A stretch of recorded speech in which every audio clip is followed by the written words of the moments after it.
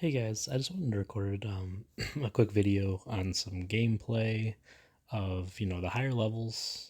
This is 37 of the last spider we just faced. I meant to get this video up earlier, but I had a long weekend. But anyway, hope this is gonna be helpful. I'll kind of give my explanation of a new strategy I'm using that has really maximized my damage over these last few.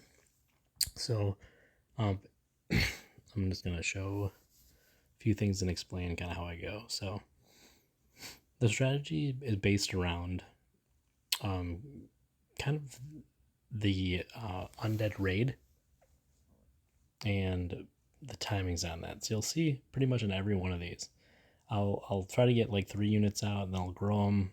Of course, for this video, I missed I missed the phase assassin, but ideally you want to get all 3 of them.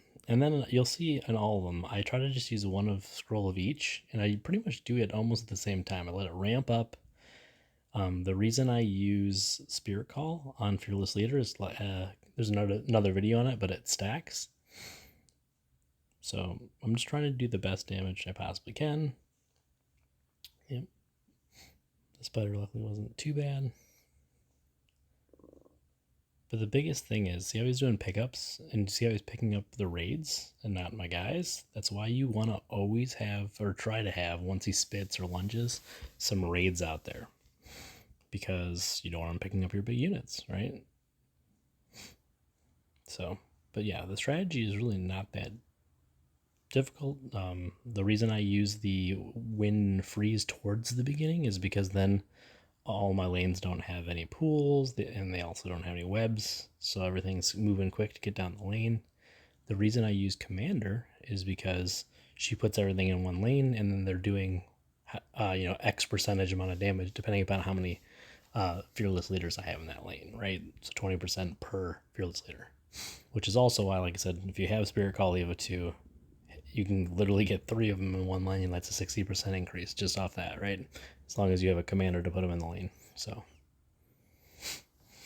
anyway, you'll see some of these go better and some of these go worse, but you'll see that my strategy is pretty much the same. And I do this, and I've been doing this for like the last 4 raids, and I think I've been in top damage in my group at least for each one. So it's pretty effective.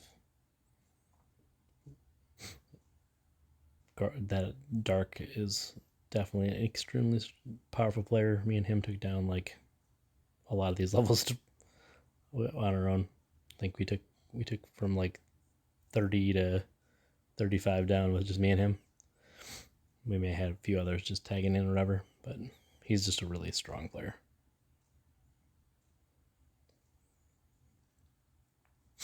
But you'll see, like, I do really good damage with the strategy. So once again, I put Fearless Leader. There's 60% damage increase in that lane right now. With Grow is awesome. A lot of people don't like Trinity because they say she dies. But if you're ever at 13, she just tanked a Acid Spit, right? It's pretty good. And another thing, like, you can actually grow Trinity if you do it right, but I screwed up, so I usually try to not do it. But if you put that little line on her toe, you actually can have her grow. The problem is I've screwed up too many times, and I'll grow only my Trinities and nothing else. So that's why I don't do that. But yeah, if you're good, or if you're you practice a lot, I guess you can go to the campaign and practice where you need to put the spot. It also works for Anubis.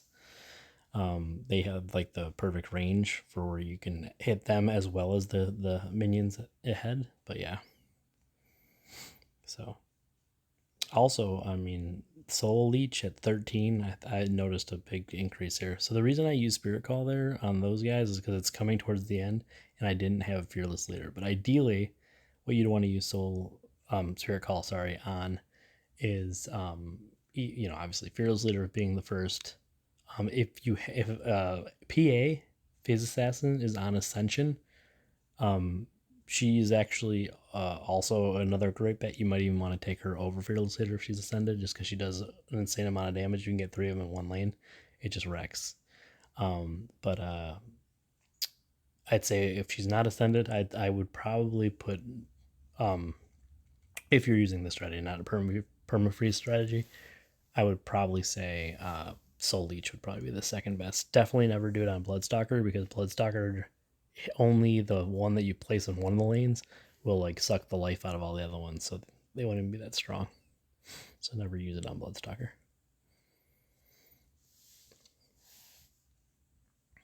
Yeah, so I pretty much do the same thing. I try to get this one, and I did get it. See how she grew with it? You have to just be very careful when you place that. But I mean, you'll do a lot. I mean, now those 3 Trinities in that lane are doing 80% more damage, right? Or 83%, or whatever my grow is. So it all adds up.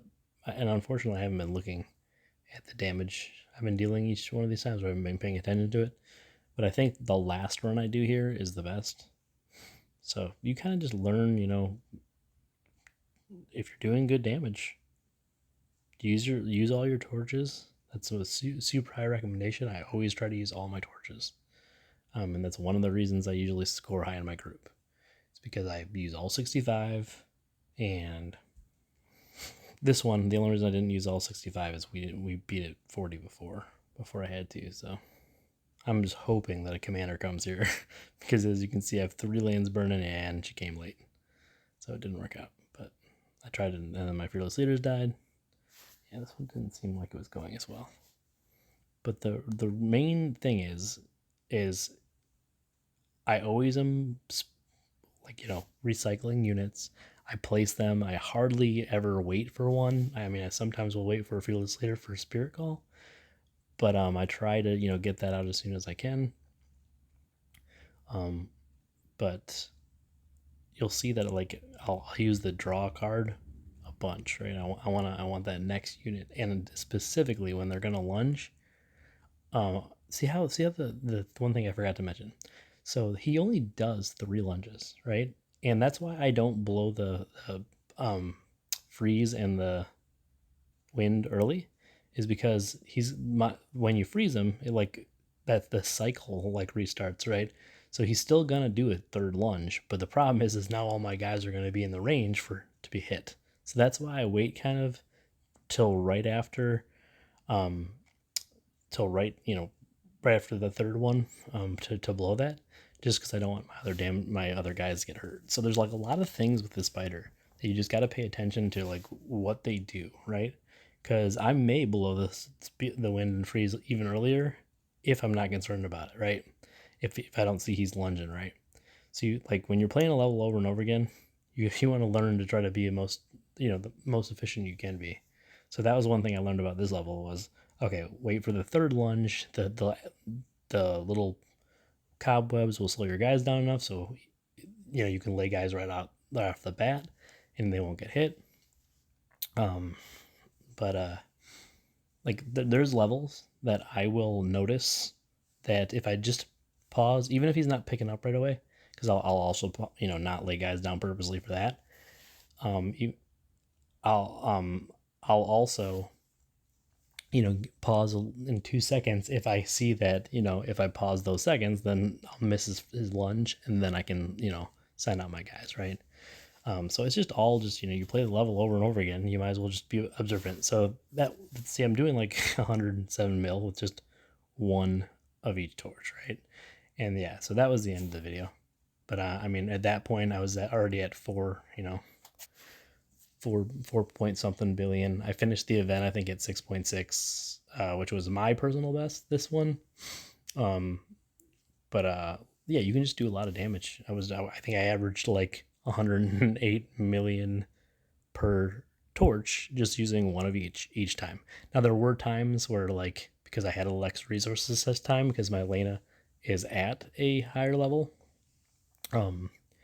but there was times that so I blew a few more wind freeze, but when I used them was not because the spider was bad. It was because I wanted to do more damage. I had a good run going, So there are times that I'll do that, but anyway. So anyway, I hope guys this video was helpful as always. I'm sorry I didn't get it up before, but I just had a crazy weekend. So have a good one. Bye.